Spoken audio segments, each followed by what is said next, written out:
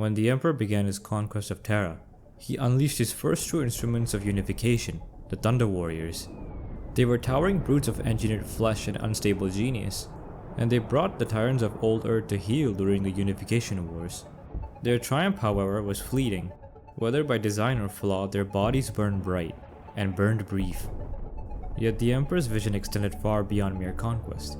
Even as the Thunder Warriors fought and died, he gathered the greatest minds of a shattered age, and within the hidden vaults of his fortress laboratories, he conceived a new generation of warriors to help him conquer the stars under the banner of the Imperium of Mankind. They shall be my finest warriors, these men who give of themselves to me.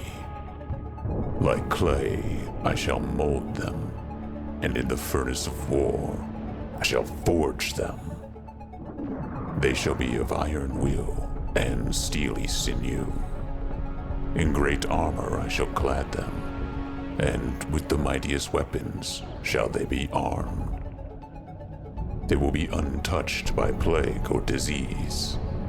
No sickness shall blight them. They shall have such tactics, strategies, and machines that no foe will best them in battle. They are my bulwark against the Terra. They are the defenders of humanity. They are my Space Marines, and they shall know no fear.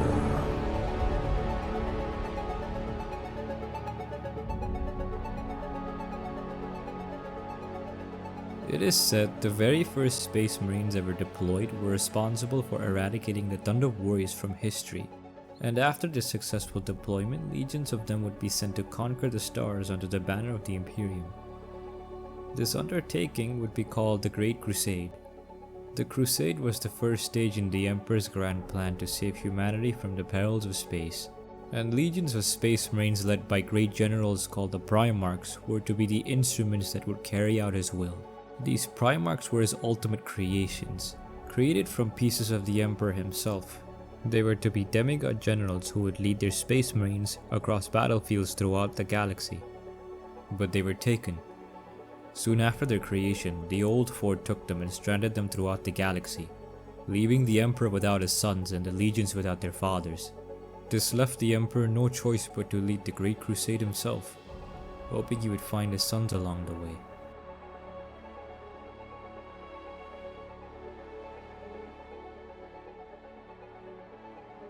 In the early days of the Great Crusade, Space Marines wore plain grey armor marked only with the Emperor's Thunderstrike symbol. Their armor was similar to the armor of the Thunder Warriors and other designs from Terra. Over time, the legions began to take their own names and symbols, some chosen by the Emperor himself. As for their equipment, thanks to the alliance of the Imperium and the Mechanicum, they were equipped with improved armor, weapons and vehicles that helped them endure hostile environments as they fought in the Great Crusade alongside the Emperor, who still searched for his lost sons among the stars. For they were the generals destined to lead his armies after all. Each legion mirrored its Primarch, shaped by their strengths, their flaws, and later their vision when they were finally found. This made the legions more than soldiers, for they were the Emperor's Angels of Death. Yet to become one of the Emperor's Angels of Death was no simple task. It demanded a brutal transformation of flesh and spirit, a remaking of body and mind that left nothing of the old self behind, making the creation of a Space Marine one of the most perilous and sacred undertakings in the Imperium. It is a long ordeal of surgery, psychic conditioning, and genetic implantation, during which 19 bioengineered organs known as gene seed are grafted into a human aspirant. Now my friend Patrick Paladin will guide you through the process of gene seed implantation.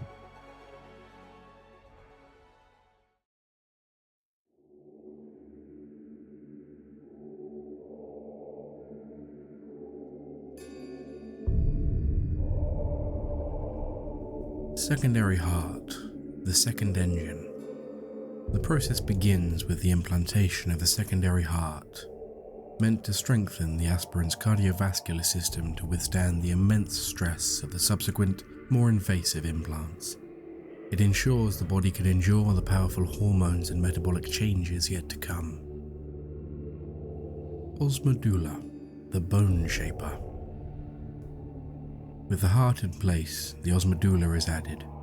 This gland secretes potent hormones that rewrite the body's skeletal blueprint, strengthening bone, triggering a controlled growth spurt, and fusing the ribcage into a solid, bony plate.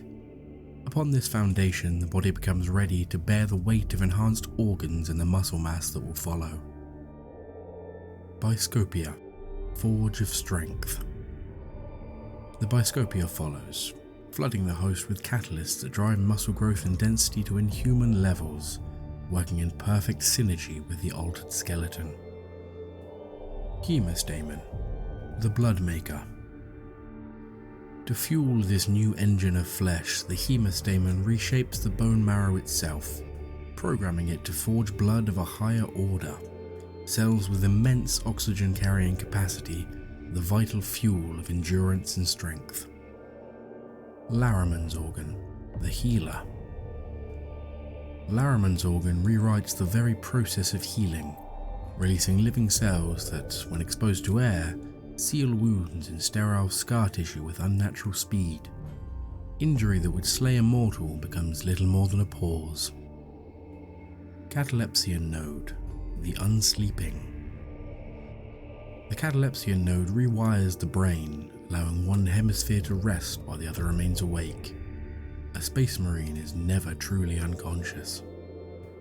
Preomnor, the Neutralizer. The Preomnor is implanted next, a secondary stomach that neutralizes toxins and isolates poisons, ensuring that no meal, no matter how vile, can kill the Marine. Omophagia, the Remembrancer. The Omophagia follows, one of the most esoteric implants. It allows the Marine to consume the flesh of a creature and draw fragments of memory and instinct from its genetic code. Multilung, the Imbiber. The Multilung grants mastery over breath itself, a redundant respiratory system that can draw life from poisonous or thin atmospheres. Oculobe, the Eye of Vengeance. The oculobe transforms sight, rewriting the eye's very cells to perceive a far broader spectrum of light. Lyman's Ear, the Sentinel. Hearing is remade with Lyman's Ear, an organ that filters sound with precision, allowing the Marine to ignore the roar of battle while detecting a whisper in the din. Susan Membrane, the Hibernator. The Susan membrane rewires the mind to enter a death-like trance at will, slowing every function to a crawl and allowing a warrior to endure centuries if necessary. Melanochrome, the Weaver. The melanochrome alters the skin to react to radiation and heat, darkening, insulating, or shielding the body as environments demand. Oolitic Kidney, the Purifier. The oolitic kidney serves as a last line of defense, purifying the blood of toxins and pathogens that slip past the other safeguards, ensuring nothing alien or virulent can linger within. Neuroglottis, the Devourer. The neuroglottis refines taste and scent into weapons, able to analyze toxins, detect individuals by their chemical signature, and even identify substances in the air itself. Mucranoid, the Sweater. The mucranoid rewrites the sweat glands so that, under chemical triggers, the Marine's skin exudes a slick, oily membrane, insulation against cold and protection against the void. Betcher's Gland, the Poison Bite. The mouth itself becomes a weapon through Betcher's Gland, which replaces the salivary glands with sacs that secrete a potent corrosive acid. This substance can be spat as a weapon or used to dissolve obstacles. Progenoid Glands, the Gene Legacy. At the core of the process are the progenoid glands, the repositories of legacy. Over years, they absorb the genetic essence of the Marine and his altered organs, cultivating fresh gene seed to be harvested. Through them, the chapter's line endures so long as these glands survive. Black Carapace, the living interface. Finally comes the Black Carapace, a living mesh that fuses with the Marine's nervous system and hardens into a subdermal plate. It forms the interface between warrior and armor, making the power armor not a shell but a second skin. With this, the transformation is complete. The aspirant is no longer a man, he is an angel of death.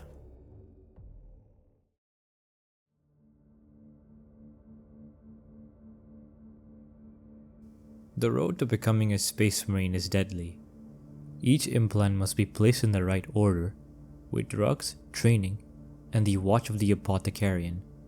One mistake means death. Many recruits die on the table, their bodies too weak to survive. Others twist into monsters or lose their minds. Their remains turned into servitors. To rise as an Astartes is to survive a trial of body and soul, and those who endure bear the image of their Primarchs, carrying both their strengths and their flaws, sometimes quite literally. Speaking of Primarchs, let us talk about their discovery. As the Great Crusade spread across the stars and brought worlds into the Imperium, the legions began to wear thin. Each legion was an immense force, formed of tens of thousands of Space Marines. They were divided into companies led by captains, grouped into battalions, and overseen by senior officers and legion captains. These legions were engines of conquest, able to overrun entire systems at a time, but the system was flawed. Some gene seed proved unstable, many recruits failed during implantation, and new warriors came too slowly to replace the dead. Gradually, some legions grew weak in numbers or were losing their way. The weight of constant war and the demand to garrison countless worlds stretched them too thin. And then everything changed. Horus Lupercal, the first to be found, then Leman Russ after him. One by one, the Primarchs were reunited with their legions, and their presence reshaped everything. Where once there had been drifting armies, now there was discipline. Almost every Primarch offered leadership, tactical brilliance, and a genetic anchor that steadied recruitment and gene seed. Under their guidance, the legions reformed. The Emperor, with his sons at his side, continued the crusade, humanity pressing ever closer to a single vast empire. But beyond the edge of real space lay chaos, the true enemies of the Emperor. Chaos, or the Warp, was a realm of shifting thought and raw emotion, haunted by gods of destruction, decay, change, and excess. For ages it whispered through mortal minds, sowing doubt, corruption, and revolt. And in real space, the Emperor withdrew from the battlefield to pursue secret works on Terra, leaving his favorite son, Horus, in command. He declared Horus War Master and gave him supreme authority over the Crusade, and for a time the advance continued.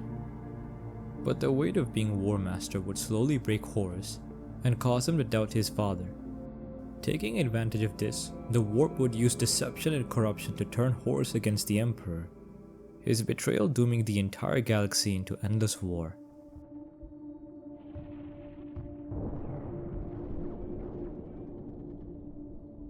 Brothers turned on brothers as the legions fractured between loyalists and traitors. Worlds burned, naval battles tore through space lanes, and the galaxy reeled in civil war. The final confrontation came at Terra, where Horus led his traitors in an assault on the Imperial Palace. The siege ended aboard his flagship, where the Primarch Sanguinius fell in combat against his tainted brother, after which the Emperor and Horus would finally face each other. The Emperor would come out on top, but he was grievously wounded, and as per his instructions, he was placed on the Golden Throne, where his body would power the Astronomicon for the next 10,000 years. It is the 41st millennium. For more than 100 centuries, the Emperor has sat immobile on the Golden Throne of Earth. He is the master of mankind by the will of the gods, and master of 1,000,000 worlds by the might of his inexhaustible armies. He is a rotten carcass, writhing invisibly with power from the dark age of technology. He is the carrion lord of the Imperium, for whom 1,000 souls are sacrificed every day, so that he may never, truly die. Yet even in his deathless state, the Emperor continues his eternal vigilance.